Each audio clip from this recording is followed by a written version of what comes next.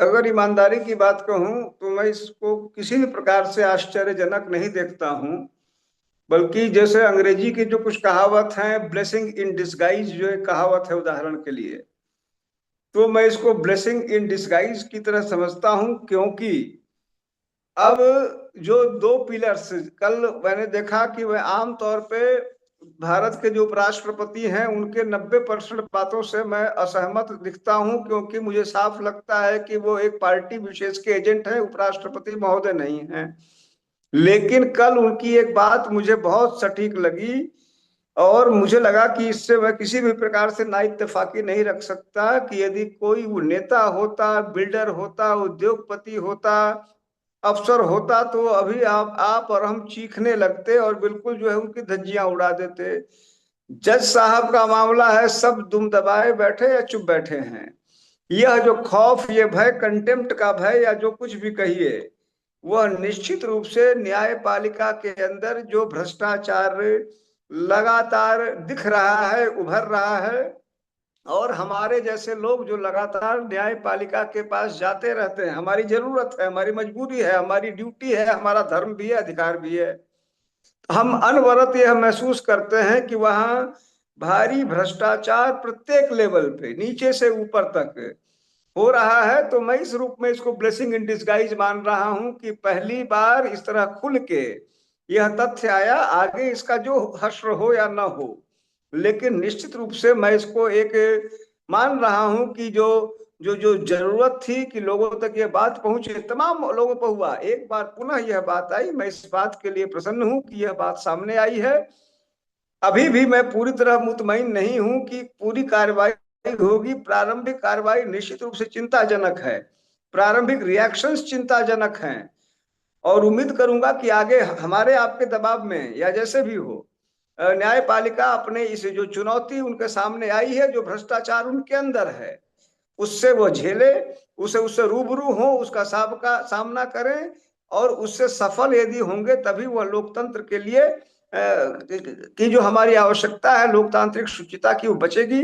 नहीं तो जो बात आई है, यह बहुत, यह अकेला दृष्टांत नहीं है। पूरे देश में न्यायिक भ्रष्टाचार, नीचे के मजिस्ट्रेट से ऊपर तक के, लगातार इसके किस्से, इसकी कहानियां, इसके दृष्टांत, इसके चर्चे होते रहते हैं, और मुकदमात भी होते हैं, दब भी जाते हैं।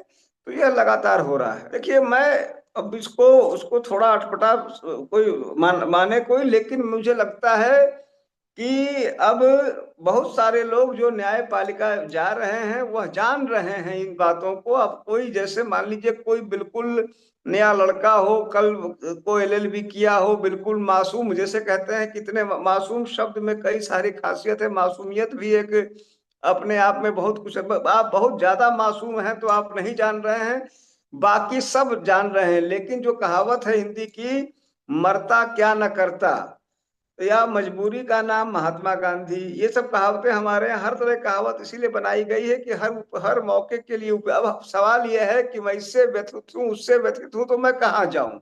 हर वह व्यक्ति जो जिसके पास कोई विकल्प नहीं है, वह वहां जा रहा है।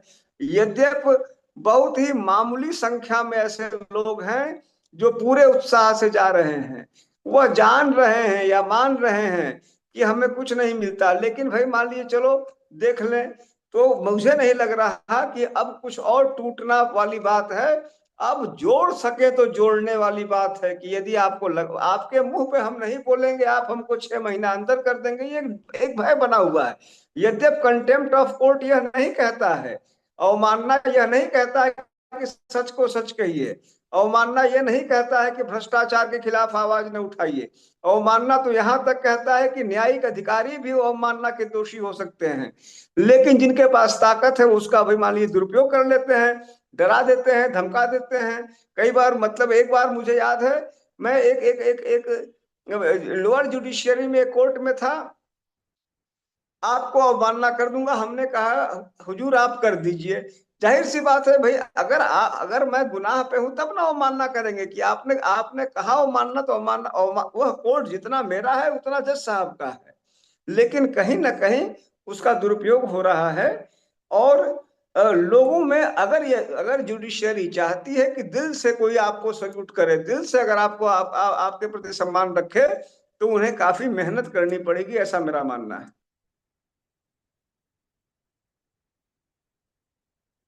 अब देखिए, जी आप भी जान रहे हैं, जो तथ्य आ रहे हैं कि जो जज साहब हैं, जो अभी तक फैक्ट आए हैं कि सन 2018 में एक सीबीआई इंक्वायरी में, सीबीआई की जांच में इनका नाम था अक्यूज नंबर जे या कौन सा नंबर पे इनका नाम लिखा था, मिस्टर यशवंत सिन्हा उसके रूप में, यशवंत वर्मा के रूप में, आई एम सॉरी। तो लेकिन एक सुप्रीम कोर्ट का ऑर्डर देख रहा हूं, पूर्व सीजेआई जो हैं जस्टिस चंद्रचूड़, उनका ऑर्डर देख रहा हूं, उसमें लिखा हुआ है कि सीबीआई जांच की आवश्यकता नहीं है। अब आप बताइए, यह बातें संदेह नहीं उत्पन्न करती हैं?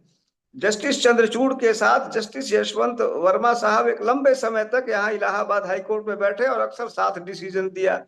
यह चर्चा चल रही, मैं उसका साक्ष्य नहीं जानता, लेकिन यह मैं जानता हूं कि दोनों साथ कई कई न्यायिक ऑर्डर्स में थे। यह मैंने वो ऑर्डर पढ़ा है जिसमें जस्टिस चंद्रचूड़ ने वो सीबीआई जांच की आवश्यकता नहीं कहते हुए जांच बंद करा दिया। अब यह बात, अगर सीबीआई जांच कर रही है, बंद करा देना, जिसमें एक जज प्रथम दृष्टया अक्यूज बताए जा रहे हैं, जो अभिलेख कह रहे हैं, वो व्यापक प्रश्न पैदा करते हैं न्यायिक शुचिता पे, न्याय की जो अवधारणा पे, जिस प्रकार से न्याय यहाँ हो रहा है बड़े और छोटे के बीच के अंतर पे। तो इन विषयों पर हमारी पार्टी, हम तो छोटी सी पार्टी है, हमारा कोई बहुत वजूद नहीं है, लेकिन जितना भर भी है, अन्याय अत्याचार भ्रष्टाचार का विरोध हमारा धर्म है, हमारी ड्यूटी है, तो हम कर रहे हैं। हमने इसमें एक प्रत्यावेदन भारत के मुख्य न्यायाधीश महोदय को प्रेषित किया है, हमने अपनी बात रखी है, हमने एफआईआर की मांग की है, क्योंकि प्रथम दृष्टया, अब देखिए, जो चूंकि भाई बड़े आदमी का मामला होता है तो हर कोई कहीं ना कहीं दबाव में होता है। पीटीआई जैसी न्यूज एजेंसी ने भी पहले एक खबर निकाली, उसने कहा कि दिल्ली फायर सर्विस के जो चीफ हैं, उन्होंने कहा है, मिस्टर अतुल गर्ग या क्या नाम है उनका, उन्होंने कहा है कि वहां कैश नहीं था। फिर बाद में आईएएनएस ने शायद दोबारा जो प्रेस रिलीज दी, उसमें उन्होंने कहा कि हमने यह नहीं कहा कि कैश नहीं था, उन्होंने कहा हमारे डॉक्यूमेंट पे कैश नहीं था। भाई जाहिर सी बात है, डॉक्यूमेंट पे कैश नहीं होना एक बात है, वहां कैश नहीं होना एक बात है, क्योंकि आप आग बुझाने गए थे, डॉक्यूमेंटेशन करने तो गए नहीं थे संपत्ति का।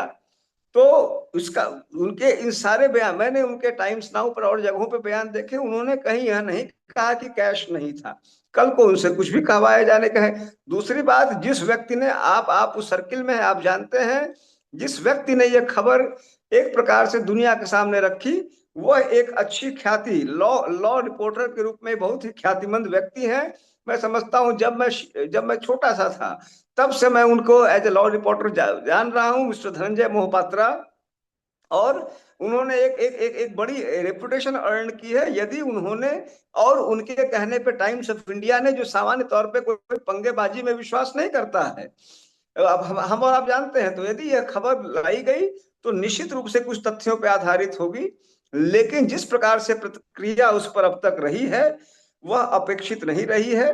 तो हमारी यह मांग है कि इन चीजों को न्यायपालिका देखे और जो सामने आया है उसका सामना करे। अब देखिए, अब समस्या यह है कि अब हर जगह यही कहा जाता है, किसी भी व्यक्ति की परीक्षा तब होती है जब उस पर आती है, उस पर बनती है। जैसे अभी मैं हूं, अभी आप मुझसे कितना भी ज्ञान बखार लीजिए, मैं ज्ञान पर ज्ञान देते रहूंगा, आसान है। यहाँ पर मैं अंडर स्क्रूटनी नहीं हूं, दूसरा व्यक्ति है, मुझे केवल ज्ञान देना है। अब ज्ञान, सुप्रीम कोर्ट के ऑर्डर्स देख लीजिए, हाई कोर्ट का ऑर्डर देख, ज्ञान का भंडार है। एक एक ऑर्डर 500-500 पन्ने का भी हमारे कोर्ट्स ने दिया है, जिसमें गीता, पुराण और कुरान की कोई चीज छूटा नहीं है। अब एक छोटी सी चीज उनके पास आई, यह बच्चा भी, या तो आपने ट्रांसफर नहीं किया होता, या किया होता अचानक से, आपने आपने ट्रांसफर किया तो ऑन किया होता कि हाँ भाई ऐसी कोई बात आई है कि हमने किया है। अभी इसी समय, जब आप जानते हैं न्याय होना नहीं चाहिए, न्याय होते हुए दिखना भी चाहिए, आपने, या तो फिर आपने उनके साथ अन्याय किया है। मैं एक ट्वीट देख रहा था, एक जो है महिला इन्फ्लुएंसर ने, बहुत अच्छी, उन्होंने ये कहा कि यदि उनका इससे मतलब नहीं है, तो आपने तो बड़ा अन्याय कर दिया उनके साथ, क्योंकि उनकी ये राम कहानी चल रही है, आपने ट्रांसफर कर दिया। तब तो उनकी बदनामी हो गई, हम उनसे माफी मांगे। भाई एक ही चीज ना हो सकता है, हसत ठठाब फुलावत गालू नहीं हो सकता है। आप एक तरफ तो कह रहे हैं कि मैं उनका ट्रांसफर कर रहा हूं, और कह रहे हैं कि इससे, भाई इससे नहीं तो किससे मतलब है? आप उसको स्पष्ट कीजिए। पारदर्शिता की अपेक्षा सिर्फ गरीबों से, कमजोरों से, अधीनस्थों से नहीं है, पारदर्शिता की अपेक्षा सर्वोच्च न्यायालय से भी है। ट्रांसपेरेंसी उनके लिए भी उतना ही आवश्यक है जितना नीचे वालों के लिए, उनके लिए ज्यादा है, क्योंकि वो है बार बार आप तमाम सुप्रीम कोर्ट ऑर्डर्स में वो लिखेंगे Caesar's wife should be above suspicion. Supreme court कम से कम सैकड़ों ऑर्डर्स में कह चुका है। तो सबसे बड़े सीजर की वाइफ तो तरह समझा जाए कि सुप्रीम कोर्ट को, हम लोग तो या कोई भी प्राधिकारी सीजर मतलब छोटे सीजर के वाइफ के रूप में देखे जाएंगे, जो सबसे बड़ा सीजर तो सुप्रीम कोर्ट माना जाएगा। तो Caesar's wife shall definitely be above suspicion.